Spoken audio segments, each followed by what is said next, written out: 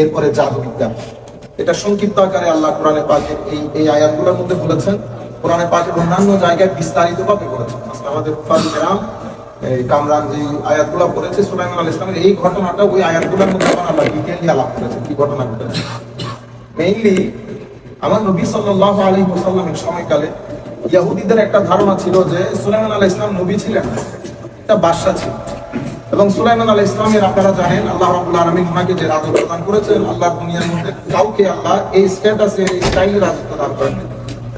তো এখন ইহুদিদের একটা বদ্ধমূল ধারণা ছিল উনি এই কাজটা করেছেন জাদুর মাধ্যমে, এবং শেষ বয়সে উনি ঈমানহারা হয়ে গেছেন। উনি সিম্পল একটা রাজা ছিলেন। তো আমার নবী যখন হযরত কোরআনে পাকের মধ্যে সুলাইমান আলাইহিস সালামকে নবী ডিক্লেয়ার করেছেন, তো ইহুদিরা ঘরে ঘরে বলা বলি করতেছিল, দেখো উনি কি শুরু করে দিলেন, কি বলে সুলাইমানও নবী ছিল, সুলাইমানও নবী ছিল। তো এই প্রেক্ষাপটে আমার আল্লাহ কোরআন শরীফের এই আয়াত নাযিল করে বলতেছেন ওয়াত্তাবাউ মা তাতলু শায়াতিনু আলা মুলকি সুলাইমান। এই ইহুদিরা হযরত সুলাইমান আলাইহিস সালাম কি বলেছেন সেটা না, বরং তৎকালীন যুগে শয়তানদের যে অ্যাক্টিভিটিস, শয়তানরা যা করেছে এই জিনিসগুলাই তারা তাদের সোসাইটির মধ্যে ঘটাচ্ছে, তাদের সোসাইটির মধ্যে ছড়িয়ে ছিটিয়ে দিচ্ছে। ঘটনা কি? ঘটনা হচ্ছে আপনারা হযরতে সুলাইমান আলাইহিস সালাম, তো সুলাইমান আলাইহিস সালাম একদিন আংটি ওনার স্ত্রীকে আংটি দিয়ে গোসল করতে গেছে। গোসল করতে গিয়ে শয়তান তখন একটা কাজ করেছে, সে হযরতে সুলাইমান আলাইহিস সালামের রূপ নিয়ে ওনার স্ত্রীর কাছে এসে আংটিটা নিয়ে নিয়েছে। হযরত সুলাইমান আলাইহিস সালাম যখন পরবর্তীতে গোসল আসলে বাথরুম সেরে যখন স্ত্রীর কাছে এসেছে, তখন স্ত্রী বলতেছে উনি আংটি চাচ্ছে।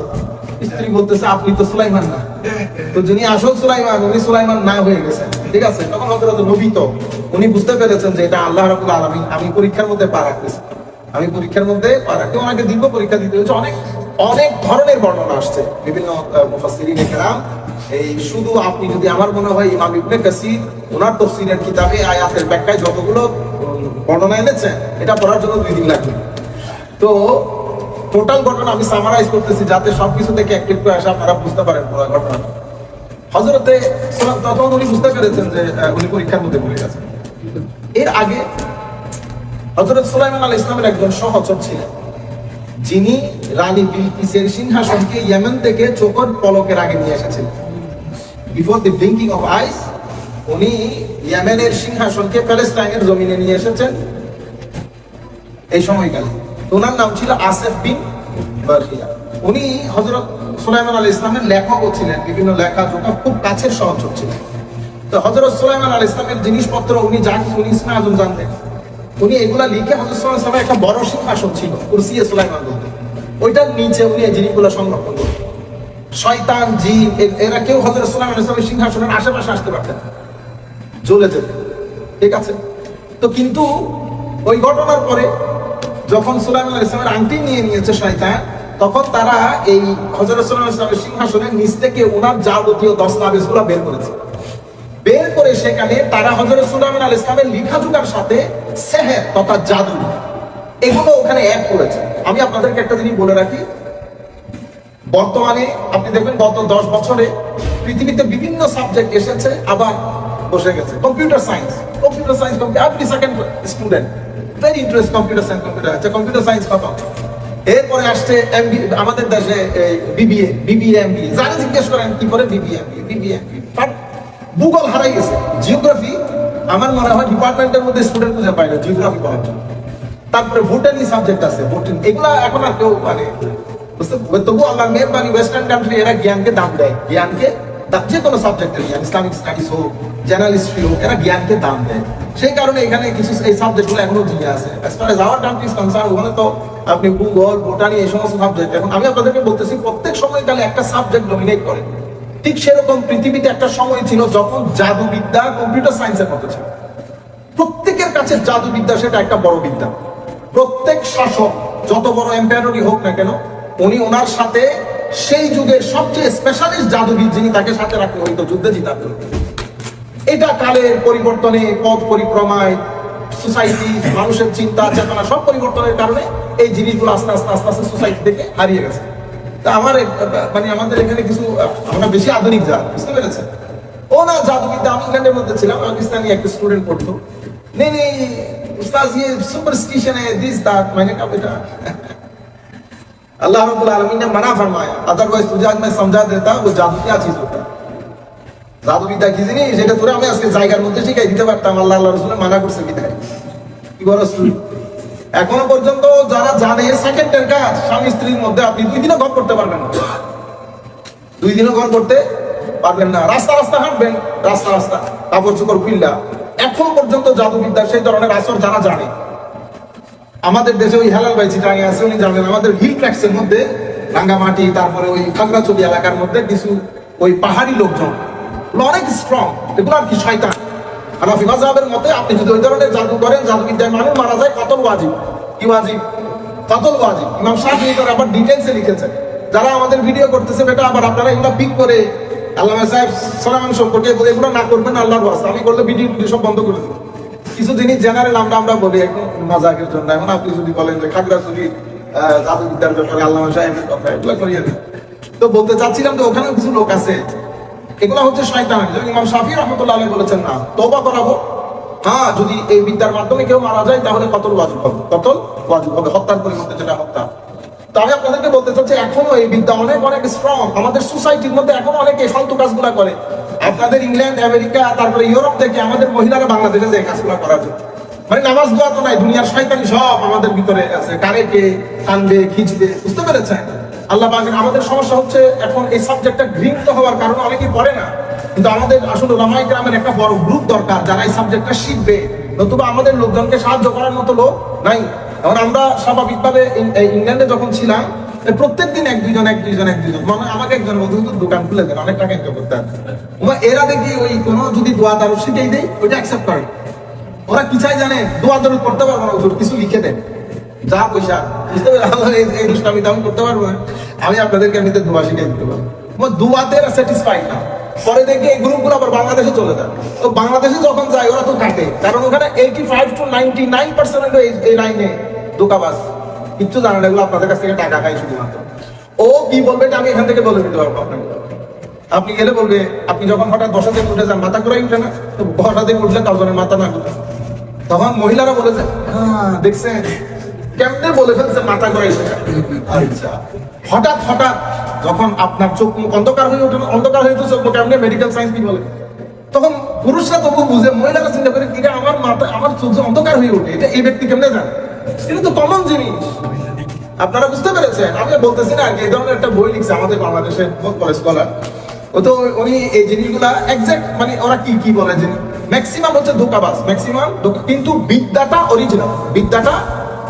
যারা এই বিদ্যা শিখে এবং এই বিদ্যা যদি ভালো কাজে ব্যয় করে, তাহলে অনেক তো মানুষ জাতির খেদমত হয়। কিন্তু আনফরচুনেটলি আমাদের এখন পর্যন্ত মুসলমানদের পরিবারের নামাজ দোয়া করে, তাসবিহ তাহলিল করে, তারা এই সমস্ত ফালতু কাজের সাথে জড়িত। কেন?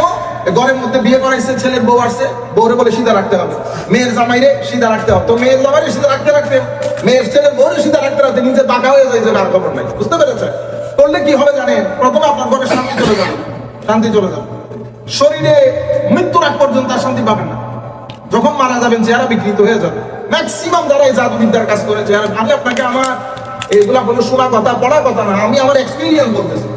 আমি চট্টগ্রামের এক ভদ্রলোককে চিনি, সে ওই যে হয় না, মানে ভালো কাজ করতো, কিন্তু সমস্যা হচ্ছে ভালো কাজে পয়সা কম। পয়সা কোথায় বেশি? 2 নম্বরিতে পয়সা বেশি, বরকত কম। ভালো কাজে পয়সা কম, বরকত বেশি। এই জিনিসটা বুঝতে পারি। এই ভদ্রলোক শেষ পর্যন্ত এই উল্টা সিধা কাজের মধ্যে, বুঝতে পেরেছেন? এর বিয়ে ভাঙিয়ে ফেলতে হবে, ওর বিয়ে হওয়া না হওয়ার জন্য শেষ পর্যন্ত সে মারা গেছে। আমি দেখতে গেছি শুধুমাত্র চেহারা কেমন, সেটা চেহারা বিকৃত হয়ে গেছে। আল্লাহ রাব্বুল আলামিন তাকে মাফ করুন। আমরা আজকে দোয়া করতেছি, আমরাও ক্ষমা করতেছি, আল্লাহ যেন তাকে ক্ষমা করে দেয়। কিন্তু এই যে চেহারা বিকৃত হয়ে গেছে, চেহারা কালো হয়ে যায়।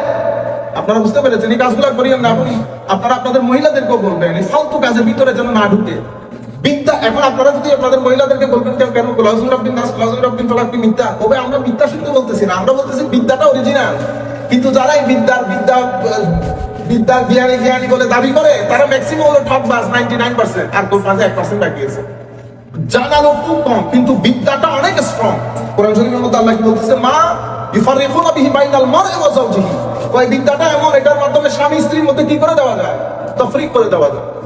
আপনি 2 দিনের মধ্যে আজকের মধুর সম্পর্ক, কালকে সম্পর্ক নষ্ট হয়ে গেছে। আপনারা বুঝতে পেরেছেন? আমার এখনো মনে আছে, আমাদের বহুত বড় বুজুর্গ আলেম ছিল, এক মানুষ সবসময় ডিস্টার্ব করতে আসে না এলাকার মধ্যে, কিছু মানুষ, সবকিছু তো হুজুরদের জন্য। হ্যাঁ, সবাই হুজুরদের জন্য আইন ঠিক করেন না, 10 মিনিট আগে চলে আসা দরকার, 17 মিনিট আগে চলে আসা দরকার, ঠিক না? সবাই বলেন আইন সবাই ঠিক করে, কিন্তু সমাজে যদি ইমামের বা একটা যদি গুন্ডা থাকে, কেউ ভয়ে কথা বলে না। এবং আমার এলাকার মধ্যে আমার সাথে ভয়ে কথা বলে না, গুন্ডার কারণে না, সামাজিক ভাবে দাপট আছে সেই কারণে। আমি এগুলো বলতেছি মাঝে মধ্যে আপনাদের একটু হিট করার জন্য, কারণ আমি দেখি তো এখানে ওলামায়ে কেরামের কথা আসলে ইমামদের, বিশেষ করে মসজিদ সবাই নিয়ম বানাই দেয়। 5 মিনিট আগে আসলে কি হয়, 10 মিনিট আগে আসলে কি হয়, 15 মিনিট আগে আসলে এগুলা করি না। তো ভদ্রলোক বড় বুজুর্গ মানুষ ছিল, আরেক ভদ্রলোকটা আমার দুঃসম্পর্কে চাচাও ছিল। ও হয় না শুধু শুধু ঝগড়া করা, শুধু শুধু হুজুরকে অপমান করা। একদিন উনি রাগের মাথায় একটা কথা বলছে, ও ভাই চুপ থাকি মানে দুর্বল, অবশ্যই দুর্বল, কিন্তু এমন কাজ করে দেবো সারা জিন্দেগি রাস্তায় রাস্তায় কাপড় খুলে খুলে হাঁটবে, শুধু আল্লাহ রাসূল মানা করছে বিদায় চুপ থাকি। আপনারা বুঝতে পারছেন? সারা রাস্তায় সারা জিন্দেগি গায়ে কাপড় রাখতে পারবে না। এই বিদ্যা এত খতরনাক বিদ্যা, এটা আপনাকে মুহূর্তের মধ্যে পাগল করে ছেড়ে দেবে। এই জন্য স্বামী স্ত্রীর মধ্যে সম্পর্ক নষ্ট হয়ে যায়, মানুষ ঘর ছেড়ে দেয়, ছেলে আস্তাওয়ালা ছেলে আপনার টাকা পয়সা সবকিছু আপনাকে দিচ্ছে, হঠাৎ করে ব্রেনে কাজ করতেছে না, ঘর থেকে চলে গেছে। এত খতরনাক বিদ্যা এই বিদ্যাটা। কিন্তু এই বিদ্যার পারদর্শী লোক হয়তো এটা আল্লাহর হিকমত, নতুবা আমরা যদি এই বিদ্যা পাইতাম, আল্লাহ জানে সোসাইটির মধ্যে কোন কোন হাঙ্গামা করতাম। এই বিদ্যাটা আস্তে আস্তে আল্লাহ তুলে ফেলছে। তো এখানে একটা জাদু বিদ্যা, হযরত সুলাইমান আলাইহিস সালাম তো যখন ওরা বের করছে, ওখানে ওই তো সেহের জাদু টাদু লাগিয়ে সোসাইটির মধ্যে দিয়ে দিয়েছে যে হযরত সুলাইমান আলাইহিস সালাম এই কাজটা করতেন জাদুর মাধ্যমে, ওহীর মাধ্যমে সোসাইটির মধ্যে ছড়াই গেছে। এটা হযরত সুলাইমান আলাইহিস সালামের জন্য একটা বড় পরীক্ষা ছিল। আর দুইজন ফেরেশতা, যেটা এটা ইমাম আহমদ ইবনে হাম্বলের একটা রিওয়ায়াত, অসংখ্য রিওয়ায়াত ইমাম ইবনে কাসির আনছেন, যে দুই ফেরেশতা এই বাবেল শহরের মধ্যে, বাবেল শহরে কেন, বাবেল শহরের জাদুবিদ্যা সবচেয়ে স্ট্রং ছিল।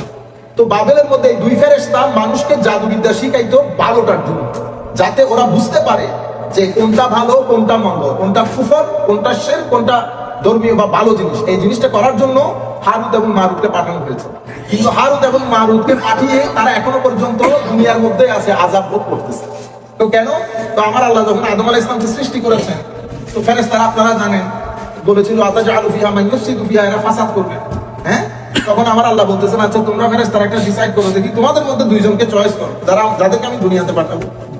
তো হারুত আর মারুত দুইজনকে চয়েস করো। তো তারা দুনিয়াতে আসছে, আসার পরে মহিলা দিয়ে আল্লাহ রাব্বুল আলামিন তাদেরকে পরীক্ষা করছেন। আমি এগুলো না বলি, আমাদের সবাই আছে। শেষ পর্যন্ত তারা ওই ধোঁকার মধ্যেই পড়েছে, শেষ পর্যন্ত পাপগুলো করেছে তারা, বুঝতে পারতেছে। করার পরে তাদেরকে তখন চয়েস দেওয়া হয়েছে, দুনিয়ার আযাব না আখিরাতের। তারা দুনিয়ার আযাব চয়েস করেছে। তারা দুনিয়ার মধ্যে আসাটাই আযাব, তাদেরকে দুনিয়ার মধ্যে রাখা হয়েছে হারুত এবং মারুত। তো ওয়াত্তাবাউ মা তাতলু শায়াতিন আলা মুলকি সুলাইমান। তো এই ইহুদিরা, এরা নবী কি বলছে, সুলাইমান কি বলছে, এগুলো ম্যাটার না, এরা আছে শয়তানের পিছনে। শয়তানি কি বলছে? তো ওয়াত্তাবাউ মা তাতলু শায়াতিন, শয়তানে যা শয়তানের পড়া জিনিস, এদের পেছনে এদের অনুসরণ করা শুরু করেছে। আলা মুলকি সুলাইমান আলাইহিস সালাম। তো আমরা তখন আয়াত নাযিল হলো ওমা কাফারা সুলাইমান আলাইহিস সালাম কুফরি করে নাই, ওয়ালাকিন্না শায়াতিনা কাফার, কুফরি করেছে তো শয়তানরা। হ্যাঁ, ইউআল্লিমুনা নাস আস-সিহর, এরা মানুষকে জাদুবিদ্যা শিখাইতো। তো জাদুবিদ্যা শিখানোটা এখানে আমরা আসলে সময় তো কম, নতুবা জাদুর উপরে 2-3টা সেশন হলে 3 ঘন্টা আমরা বিস্তারিত বলতে পারতাম যে এটা কি জিনিস, কিভাবে কাজ করে, উলামায়ে কেরামের অবস্থান কি, কোনটা ভালো কোনটা মন্দ। আমাদের এখানে তো আবার আমাদের কিছু হুজুর আছে তাবিজ দেখলেই তো শিরক হয়ে গেছে। কি হয়ে গেছে? শিরক। কারণ আমরা বুঝতেছি না কোনটা দিয়ে শিরক হয়, কোনটা দিয়ে শিরক হয়। তাবিজ দিয়ে শিরক হয় কেন? তাবিজের লোকের শিরকের লোকের সম্পর্ক কি? মানে শিরক এটা এত লিমিটেড হয়ে গেছে যে কিছু একটা করলে শিরক হয়ে যায়। আপনারা বুঝতে পেরেছেন? আমি চশমা করেছি, ঠিক আছে, তো চশমার উপর আমি তাওয়াক্কুল করি নাই, ভরসা করছি তো, কারণ চশমা ছাড়া তো শিরক হয়ে গেছে। আপনাকে তো আল্লাহর উপর ভরসা করতে হবে, তা আপনি যে চশমার উপর ভরসা করেন। ডায়াবেটিসের ওষুধ এখানে আমি তো খাই আসছি, ঠিক আছে, ভরসা করছি যে ডায়াবেটিসের ওষুধ খেলে আমার সুগার লেভেল ঠিক থাকবে। তো আল্লাহ বলছে আল্লাহর উপর ভরসা করতে, আপনি ডায়াবেটিসের ওষুধ ভরসা করতে। তো হাস্যকর কথাবার্তা করে ফেলতেন শেষ পর্যন্ত, এটা সে তাবিজ দিনে এসে ও তাবিজের মধ্যে আমি কি রেখে রাখছি। আমাদের এক হুজুরের মাথা ব্যথা উঠছে। তো ওনার শ্বশুর বড় বুজুর্গ মানুষ ছিল, বহু বুজুর্গ মানুষ ছিল। তো ইনার মা গিয়ে ওনাকে বলছেন আপনার মেয়ের জামাই মাথা ব্যথা বেশি, দূরে কিছু লিখে দিতেন। উনি তাবিজ দিছে, তাবিজের মধ্যে লিখছে বিসমিল্লাহির রহমানির রহিম। এই তাবিজ দেওয়ার পরে হুজুর বলে দিছে খবরদার এটা খুলতে নিষেধ করবে, এরা বলবা এই তাবিজটা মাথায় বেঁধে শুয়ে যাইতে, 1 ঘন্টা পরে মাথা ব্যথা চলে যাবে, ঘন্টা পরে উঠছে মাথা ব্যথা না, কারণ এটার মাথা খারাপ হয়ে গেছিল, এই হুজুরের মাথা খারাপ হয়েছে কি, এটা লিখছে কি, এই নিয়ে চিন্তা করছে লিখছে কি, এটার ভিতরে যদি আমি দেখি তো পরে সেই মানুষের কাছ থেকে টাকা পয়সা নিতে হবে। খুলে দেখছে, দেখে দেখতেছি বিসমিল্লাহির রহমানির রহিম, বিসমিল্লাহির রহমানির রহিম এত তাসি, এটা খোলার বার আবার চরম মাথা ব্যথা। উনি আবার গেছেন হুজুর কাছে, হুজুর এরকম এরকম মাথা ব্যথা কমে গেছিল, মাথা ব্যথা তো আবার উঠছে অনেক বেশি। তখন হুজুর বলতেছে ও বোধহয় খুলে দেখছে, হুজুর এটা তো আমি জানি না, ও খুলে দেখছে, না খুললে মাথা ব্যথা হইতো না। তা আবার লিখে দিছে, আবার বিসমিল্লাহির রহমানির রহিম লিখে দিছে, পরে বলছে এর বলি এটা না খুলতে, তো আবার দিছে, দেওয়ার পরে ঘন্টা 2.5 ঘন্টা পরে মাথা ব্যথা কমছে। তো আর ভয় উল্টাইতেছে না, এখানে কি আছে দেখার জন্য। অনেক সময় দোয়া বিষয় না, যিনি দিচ্ছেন ওনার বিষয়। ফু দেয় না, ফু আমি আপনি সারাদিন থেকে দিতেছি না, ফু আমি তো ফু দেখতেছি, ফু কোন একজন আলেমের রব্বানি যখন ফুটা দেয়, তো ওই ফুর সাথে কেরাতুল কোরআন জড়িত, কেরাতুল কোরআনের সাথে কলব জড়িত। তো কিছু কলব আছে ওখানে অস্বাভাবিক নূর, ফু দেওয়ার পরে ওখান থেকে নূর বের হয়, ওই নূরের মাধ্যমে অনেক গ্লাস ভাঙে যায়। তো এটা আমি দিলে হবে, এটা আমি দিলে হচ্ছে না, আরেকজনের দিছে হয়ে গেছে। আমাদের মসজিদের ইমাম সাহেব দেখি 10 মুসলমানের গ্লাসে যদি ফু দিত হতো, 10,000 হিন্দুর গ্লাসে ফু দিত। তো হিন্দুরা যে লাইন ধরতেছে, তো কিছু একটা নাগরটা কি লাইন ধরছে, হ্যাঁ ফু দিলে ওনার পানি করার তাসির এরকম, পেটের ব্যথা চলে যেত, আপনি পানি খাবেন পেটের ব্যথা নেই। আগে কি ভাই ডাক্তার ছিল, মেডিকেল সায়েন্স ছিল, আগে তো ফু টু দিয়ে কাজ শেষ। হ্যাঁ আঙ্গুল ভাঙছে আপনার, ফুফু টাইনা টুইনা ঠিক করে দিচ্ছে, আগে কোন জাতের মেডিকেল, বুঝতে পেরেছেন? আমি আপনাদেরকে বলতে চাচ্ছিল, যখন যেই বিদ্যা কাজ করে, যখন যেই বিদ্যা কাজ করে, যাই হোক। তো ওয়ামা আনজালা আলাল মালাকাইনি বিবাবিলা হারুত ওয়া মারুত, হারুত এবং মারুত আল্লাহ রাব্বুল আলামিন তাদের পরীক্ষার জন্য আল্লাহ এটা বোঝাতে চাচ্ছে যে মানব জাতি যেই সোসাইটির মধ্যে থাকে, ওই সোসাইটিতে বসবাস করা এত সহজ কাজ না, এত সহজ কাজ না। সব কিছুকে পাশ কাটিয়ে আপনি লাইনের মধ্যে থাকা, এটা অনেক কঠিন কাজ। সেই কারণে আমার আল্লাহ আমাদের উপর অস্বাভাবিক দয়া করেন, অস্বাভাবিক দয়া করেন। আমি আপনাদেরকে বলতে চাচ্ছি, উলামায়ে কেরামের জবানের মধ্যে অনেক সময় তাসির থাকে, একই দোয়া সেটা আমি করলে হয়তো হবে না, কিন্তু আপনি করলে হবে, এটা আপনার ইবাদত, আপনার রিয়াজাত। আমার মায়ের দাদা, আমার মার দাদা ইন্তেকাল করছে 135 বছর বয়স, 135 বছর বয়সে। আমি আমার জীবনে এরকম সুন্দর মানুষ দেখিনি। 135 বছর বয়সেও ওনার বিছানার পাশে একটা ইয়া ছিল মাটির, ওখান থেকে তায়াম্মুম, উনি বুঝতে পারতেন, আজান করলে বুঝতে পারতেন, ওই ডাকতেন, দুইজনে তুললে ধরে তুললে উনি তায়াম্মুম করতেন, তায়াম্মুম করে বসা অবস্থায় নামাজ পড়তেন, নামাজ পড়ে আবার শুয়ে যেতেন। অসম্ভব সুন্দর মানুষ ছিলেন উনি। মুরিদ ছিলেন মাইজবান্ডার দরবার শরীফের যিনি সবচেয়ে বড় শেখ আহমদুল্লাহ মাইজবান্ডার, ওনার মুরিদ ছিল। এবং ওনার ঘরের সকাল উঠে মিনিমাম 50-60 জন মানুষ পানি পড়ার লাইন ধরে রাখে। তো উনি কি পড়তেছেন কোনো কিছু, হুঁশ নাই, আবার ঘরে কেন অফু অফু দিত, ওনার তো দাঁত মাত নাই কোনো কিছু। এই ফুর মধ্যে কারো পেটের ব্যথা শেষ, কারো বাচ্চা হইতেছে, কারো কত ধরনের, কেউ ব্যথায় কাতরাচ্ছে, ওই পানি পড়া, ওই পানি পড়ার মাথা। তখন বাংলাদেশে অপরূপ বাংলা একটা ম্যাগাজিন ছিল, সে অপরূপ বাংলাতে ওনার দীর্ঘ সাক্ষাৎকার ছাপানো হয়েছে। তো উনি ওনাকে রেখে, আমার আম্মা মারা গেছেন, ওনার 2 ছেলে মারা গেছে, 2 মেয়ে মারা গেছে, আর কিছুদিনে সব মারা যাইতো ওনারে রেখে, কারণ 135 বছর। আমার এখন মনে আছে, আমার আম্মা যখন ইন্তেকাল করছেন ওনাকে আনতে হয়েছিল, তখন উনি প্রায় 122-23 বছর ওনার বয়স। হাইরে মানুষ ওনার পিছনে ওনাকে দেখার জন্য, মানুষ অসম্ভব সুন্দর ছিল, আর তখন এত বয়স্ক মানুষ তার ছিল না। কাজী আব্দুল শুকুর, ওনারা কত 1800 শতাব্দীতে বলে হজ করতে গেছে, বুঝতে পেরেছেন? যাই হোক, এই আয়াত আমরা শেষ করতে চাই। আয়াতের মধ্যে ফায়াতাআল্লামুনা মিনহুমা মা ইয়াফাররিকুনা বাইনাল মারই ওয়া যাওজিহি, তো তারা যেই জাদু করতো, সেই জাদুর মধ্যে স্বামী স্ত্রীর সম্পর্ক পর্যন্ত কি করে দিতে পারতো, নষ্ট করে দিতে পারতো। আল্লাহ রাব্বুল আলামিন ফেরেশতাদের মাধ্যমে তাদেরকে ভালো জিনিসগুলো শিখিয়েছে, ভালো জিনিসগুলো শিখিয়েছে। তারপরে বলা হচ্ছে ওমা হুম বিদাররিনা বিহি মিন আহাদিন ইল্লা বিইজনিল্লাহ ওয়া ইয়াতাআল্লামুনা মা ইয়াদুররুহুম ওয়া লা ইয়ানফাউহুম ওয়া লাকাদ আলিমু মান ইশতারাহু মা লাহু ফিল আখিরাতি মিন খালাক ওয়া লা বি'সা মা শারাউ বিহি আনফুসাহুম লাউ কানু ইয়ালামুন। তারা জানে যে কাজগুলো করতেছে, এই কাজে আখিরাতের মধ্যে তাদের কোনো ফায়দা লাভ হবে না। ওয়ালাউ আন্নাহুম আমানু ওয়াত্তাকাউ লামাসুবাতুম মিন ইনদিল্লাহি খায়রুন লাউ কানু ইয়ালামুন। তারা যদি ঈমান আনতো, তারা যদি তাকওয়া অবলম্বনকারী ইখতিয়ার করতো, তাহলে পরকালে আল্লাহ রাব্বুল আলামিনের পক্ষ থেকে নিয়ামত ভোগ করতো। এরপরে 104 নম্বর আয়াত আল্লাহ রাব্বুল আলামিন বলতেছেন, ইয়া আইয়ুহাল্লাযীনা আমানু লা তাকুলু রাঈনা। এখানে আল্লাহ রাসূল সাল্লাল্লাহু আলাইহি ওয়াসাল্লামের শানে কোন শব্দ ব্যবহার করবেন, কোন শব্দ ব্যবহার করবেন, আমরা কিছুদিন আগে যে আয়াতগুলো বলেছিলাম, প্রিন্সিপাল ওই আয়াত, যে আমার নবীকে রায়না বলিও না। ইহুদিরা মিলে সবাই একসাথে বসতো, সাহাবায়ে কেরাম রায়না বলতো, রায়না মানে হুজুর আমার দিকে একটু দৃষ্টি দেন। কিন্তু রায়না আরেক শব্দ, রাঈন থেকে রায়না মানে হচ্ছে ওই চাকরের একটা বিষয় থাকে, বুঝতে পেরেছেন?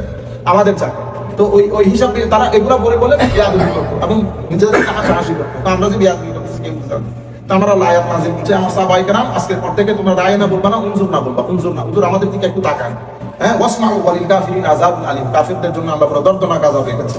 মা ইয়াউদুল্লাযিনা কাফারু মিন আহলিল কিতাব ওয়াল মুশরিকিনা ইউনাজ্জাল আলাইহিম মিন খাইরিন মির রাব্বিহিম আল্লাহু ইয়াখতাসু বিরাহমাতিহি মান ইয়াশাউ আল্লাহু যুল ফাদলিল আযীম। এই কাফির বলেন, এই মুশরিক বলেন এবং ইহুদ বলেন, হুজুর এরা চায়, এরা জেলাস ফিল করে যদি আপনাদের উপর কোনো ভালো কিছু আসে, এরা জেলাসিতে থাকতে পারে না। তো আল্লাহ যাদেরকে মন চায় আল্লাহ নিয়ামত দান করেন। এরপরে বলেছেন মানান সাখ মিন আয়াতিন আও নুনসিহানাতি বিখাইরিন মিনহা ওয়া মিথলিহা আলাম তাআলাম আন্নাল্লাহা আলা কুল্লি শাইইন কাদির। আল্লাহ যখন ইচ্ছা আল্লাহর হুকুমের পরিবর্তন পরিমার্জন সংযোজন বিয়োজন করেন।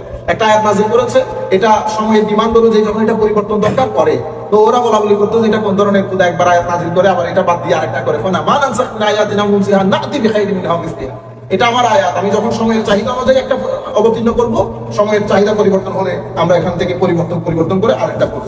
আল্লাহ তাআলা মান্নাল্লাহু আলা মুলকিস সামাওয়াতি ওয়াল আরদি মা লাকুম মিন দুনিল্লাহি ওয়ালিয়্যুন ওয়া নাসীর আম তুরিদুনা আন তাসআলু রাসূলাকুম কামা সুইলা মূসা মিন ক্বাবলু আমান ইয়াতাবাদ্দালুল কুফরা বিল ঈমানি ফাকাদ দাল্লা সাওয়া'আস সাবিল।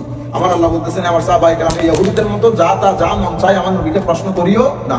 প্রশ্ন ভদ্রতার সাথে নম্রতার সাথে যে জিনিসগুলো প্রশ্ন করা দরকার সেটাই করিও। ইহুদিদের মতো এই ইররিলেভেন্ট প্রশ্ন, আল্লাহকে দেখতে চাই, মান্না সাল্লাল্লাহু নাযিল করে, এগুলো করিও না। এগুলা করলে আল্লাহ রাব্বুল আলামিনের নিয়ামত থেকে দুনিয়াতেও বঞ্চিত হইতে হবে, আখিরাতেও বঞ্চিত হইতে হবে। আলাইকুম ওয়া রাহমাতুল্লাহ।